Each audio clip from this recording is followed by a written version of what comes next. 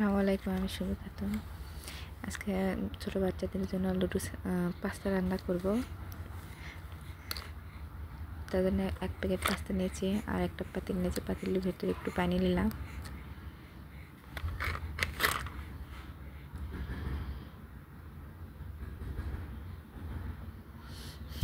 একটা বটি নিয়েছি, বটি দিয়ে কাটার জন্য চেষ্টা করেছি এক হাত দিয়ে। তারপরে পেস্ট একটু কেটে নিয়েছি, পাস্তা এক জার নিয়েছি, গরম পানি ফুটে নিয়েছি, তার ভিতর পাস্তাগুলো দিয়ে দিলাম।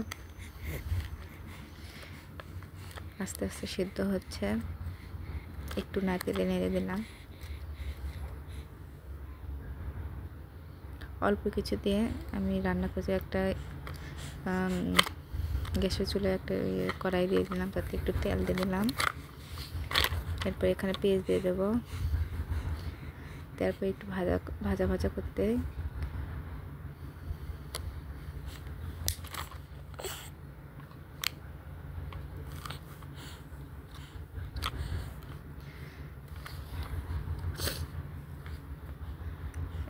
এখন পাস্তাটা দিয়ে দেবো। পাস্তা থেকে নামছে না, পরে আবার অফ ক্যামেরায় ঢেলে দিয়েছি। এখন নাড়াচাড়া কিছুক্ষণ করব।